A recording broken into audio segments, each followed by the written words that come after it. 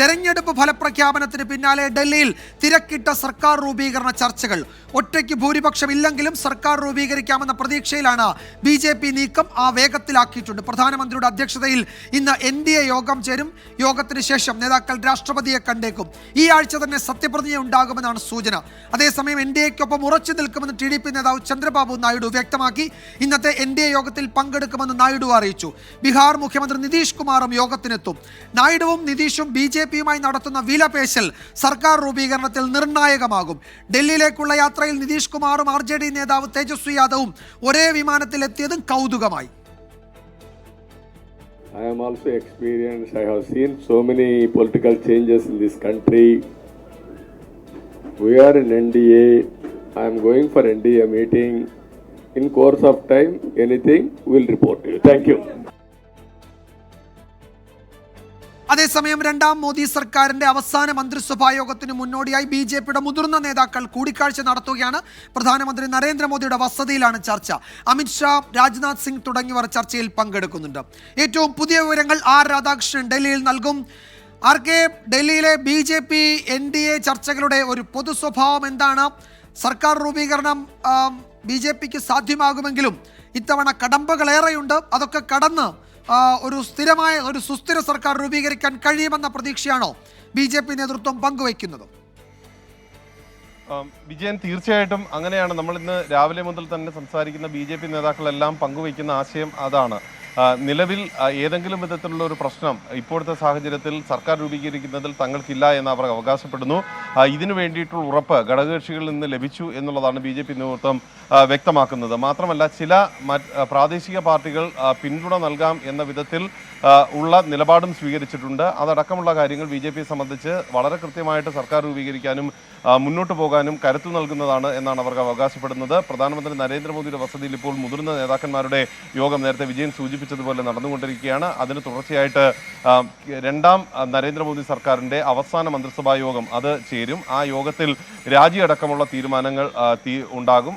അതിനുശേഷം രാജിക്കത്ത് രാഷ്ട്രപതിക്ക് കൈമാറും. തുടർന്നാകും NDAയുടെ യോഗം നടക്കുന്നത്. ആ NDA യോഗത്തിൽ തങ്ങൾ രണ്ട് പാർട്ടികളും ഇപ്പോഴത്തെ സാഹചര്യത്തിൽ ഇന്ത്യയുടെ പ്രബല കക്ഷികൾ എന്ന് പറയാവുന്ന JDUവും ഒപ്പം TDPയും അവർ രണ്ടുപേരും പിന്തുണ നൽകും എന്നുള്ളതാണ് ഇപ്പോൾ വ്യക്തമാക്കിയിരിക്കുന്നത്. അല്പസമയം മുമ്പ് JDUവിൻ്റെ വക്താവ് തങ്ങൾക്ക് NDA പിന്തുണയ്ക്കുക അഥവാ NDA അധികാരത്തിൽ എത്തിക്കുക എന്നുള്ളതല്ലാതെ മറ്റേതെങ്കിലും ഒരു അജണ്ട ഇല്ല എന്ന് വ്യക്തമാക്കുകയും ചെയ്തിട്ടുണ്ട്.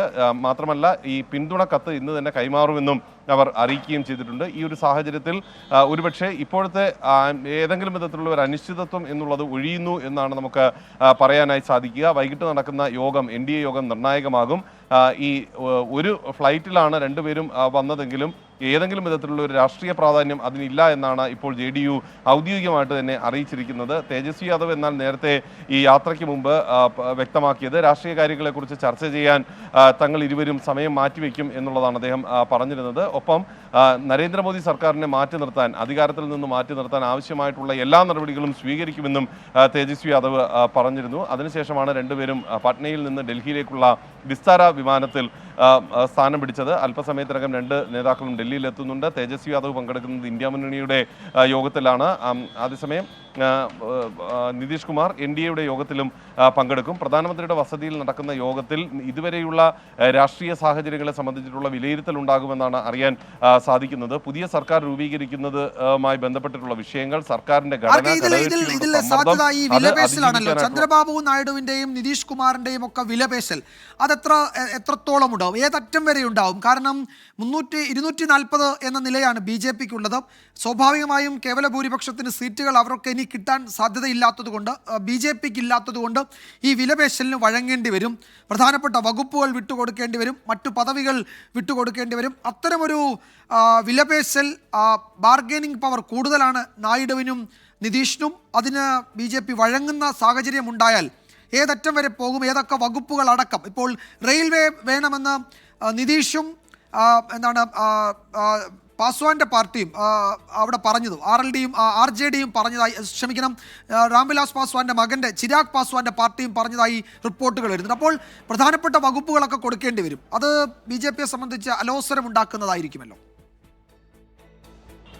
തീർച്ചയായിട്ടും ഉണ്ട് വിജയൻ. കാരണം കഴിഞ്ഞ 2 ഘട്ടങ്ങളിലായിട്ട് വന്ന നരേന്ദ്രമോദി സർക്കാരിൻ്റെ ഏറ്റവും പ്രധാനപ്പെട്ട ഒരു പ്രത്യേകത എല്ലാ വകുപ്പുകളും കൈകാര്യം ചെയ്തിരുന്നത് വ്യത്യസ്തങ്ങളായിട്ടുള്ള മന്ത്രിമാരാണെങ്കിലും ഈ വകുപ്പിൻ്റെ എല്ലാം കടിഞ്ഞാൺ അമിത്ഷാ വഴി പ്രധാനമന്ത്രി നരേന്ദ്രമോദിയുടെ പക്കൽ തന്നെയായിരുന്നു. അതുകൊണ്ട് ഏത് വകുപ്പിൽ എന്ത് ചലനമുണ്ടായാലും അതുമായി ബന്ധപ്പെട്ടിട്ടുള്ള കാര്യങ്ങൾ വളരെ കൃത്യമായിട്ട് മോണിറ്റർ ചെയ്യാനായിട്ട് BJP ദേശീയ നേതൃത്വത്തിന് സാധിച്ചിരുന്നു. പക്ഷേ ഇപ്പോഴത്തെ സാഹചര്യത്തിൽ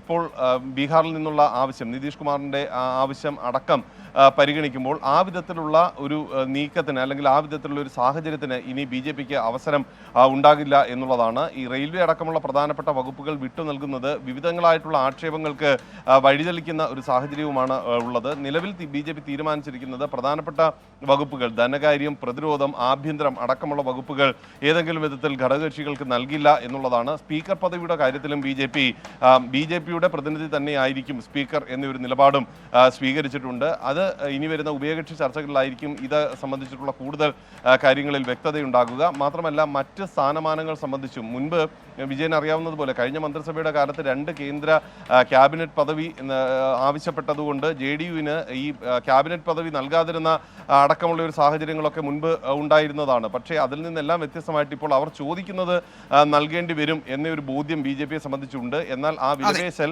എത്രത്തോളം കുറയ്ക്കാൻ സാധിക്കും എന്നുള്ള ഒരു ആലോചനയിലാണ് ഗഹനമായി BJPയുടെ ദേശീയ നേതൃത്വം ഉള്ളത്. വരുന്ന മണിക്കൂറുകളിൽ നമുക്ക് അതുമായി ബന്ധപ്പെട്ടിട്ടുള്ള ഏറ്റവും പുതിയതായിട്ടുള്ള അപ്ഡേഷനുകൾ ലഭിക്കും. ഇപ്പോൾ 2 പാർട്ടികളും വ്യക്തമാക്കിയിട്ടുള്ളത്, ഇങ്ങോട്ട് തിരിക്കുന്നതിന് മുമ്പ് നിതീഷ് കുമാർ പറഞ്ഞിട്ടുള്ളത് ബീഹാറിൻ്റെ നന്മയാണ് തങ്ങളുടെ ലക്ഷ്യം, ബീഹാറിന് പ്രത്യേക പദവി നേടിയെടുക്കാൻ അടക്കമുള്ള തീരുമാനങ്ങളാണ് ഈ പുതിയ രാഷ്ട്രീയ സാഹചര്യത്തിൽ തങ്ങൾ നിറവേറ്റാനായിട്ട് പോകുന്നത് എന്നുള്ളതാണ്. സമാനമായിട്ടുള്ള ആശയമാണ് ചന്ദ്രബാബു നായിഡുവും വെച്ചത്. പ്രത്യേക പദവി, ആന്ധ്രാപ്രദേശിന് പ്രത്യേക പദവി ലഭ്യമാക്കുന്നത് അടക്കമുള്ള കാര്യങ്ങളിൽ ഉണ്ടാക്കുകയാണ് തന്റെ ലക്ഷ്യമെന്ന് അദ്ദേഹം പറയുന്നുണ്ട്. NDAക്ക് പിന്തുണ നൽകുമെങ്കിലും ഈ ആവശ്യങ്ങൾ പ്രധാനമായിട്ട് മുന്നോട്ട് വയ്ക്കുമ്പോൾ പ്രാദേശിക കക്ഷികളുടെ സമ്മർദ്ദത്തിന് BJPക്ക് വഴങ്ങേണ്ടി വരും എന്ന സൂചന അത് ഉണ്ടാക്കുന്നുണ്ട്. കഴിഞ്ഞ നാളുകളിൽ നമുക്കറിയാവുന്നതുപോലെ ഏതെങ്കിലും ഒരു പ്രാദേശിക കക്ഷിയുടെ സമ്മർദ്ദത്തിന് വഴിപ്പെടേണ്ട ഒരു അവസ്ഥ BJPക്ക് ഭരണതലത്തിൽ ഉണ്ടായിരുന്നില്ല. നിലവിലുള്ള സാഹചര്യം പക്ഷേ ഘടകവിരുദ്ധമായിട്ടുള്ള ഒരു അവസ്ഥയാണ് സംജാതമാക്കിയിരിക്കുന്നത്. ഇതെങ്ങനെ മറികടക്കാൻ സാധിക്കും എന്നതടക്കമുള്ള കാര്യങ്ങൾ BJPയുടെ ദേശീയ നേതൃത്വം ചർച്ച ചെയ്യുന്നുണ്ട്. അമിത്ഷായുടെ നേതൃത്വത്തിൽ രാജ്നാഥ് സിംഗ് അടക്കമുള്ള കേന്ദ്രമന്ത്രിമാർ പ്രധാനമന്ത്രിയോട് ഇക്കാര്യങ്ങൾ ഉൾപ്പെടെയുള്ളവ ചർച്ച ചെയ്യും എന്നാണ് ഇപ്പോൾ അറിയാൻ സാധിക്കുന്നത്. ഇപ്പോൾ കേന്ദ്രമന്ത്രിസഭയുടെ കേന്ദ്രമന്ത്രിസഭയുടെ അവസാന യോഗം നടക്കാനിരിക്കുകയാണ്. അതിന് മുന്നോടിയായി അവിടെ ചർച്ചകൾ നടക്കുന്നുണ്ട് BJP നേതാക്കൾക്കിടെ. ഈ ഘടകകക്ഷികളുടെ സമ്മർദ്ദങ്ങൾക്ക് ഇത്തവണ BJPക്ക് എന്തായാലും വഴങ്ങേണ്ടി വരും. അത് ഏതറ്റം വരെ ഉണ്ടാകും എന്നതാണ് അറിയേണ്ടത്. ഈ കൊയിലേഷൻ മന്ത്ര, ഈ സഖ്യകക്ഷികളെ ഒരുമിച്ച് നിർത്തിക്കൊണ്ട് പോകുക എന്നത് നരേന്ദ്രമോദിയൊക്കെ സംബന്ധിച്ച് ദുഷ്കരമാകുമോ? അതിന് വേറൊരു സംവിധാനം ഉണ്ടാകുമോ? പഴയ ദേശീയ ജനാധിപത്യ സഖ്യത്തിന് ഒരു കോമൺ അജണ്ട തീരുമാനിക്കുന്ന ചില സംഗതികളൊക്കെ ഉണ്ടായിരുന്നു. അതുപോലെ ഇത്തവണ അത്തരം കാര്യങ്ങളൊക്കെ ഉണ്ടാകുമോ എന്നതാണ് അറിയേണ്ടത്. തിരക്കിട്ട രാഷ്ട്രീയ ചർച്ചകൾ ഡൽഹിയിൽ പുരോഗമിക്കുകയാണ്. അതിൻ്റെ വിവരങ്ങളാണ്, ഏറ്റവും പുതിയ വിവരങ്ങളാണ് രാധാകൃഷ്ണൻ നൽകിയത്.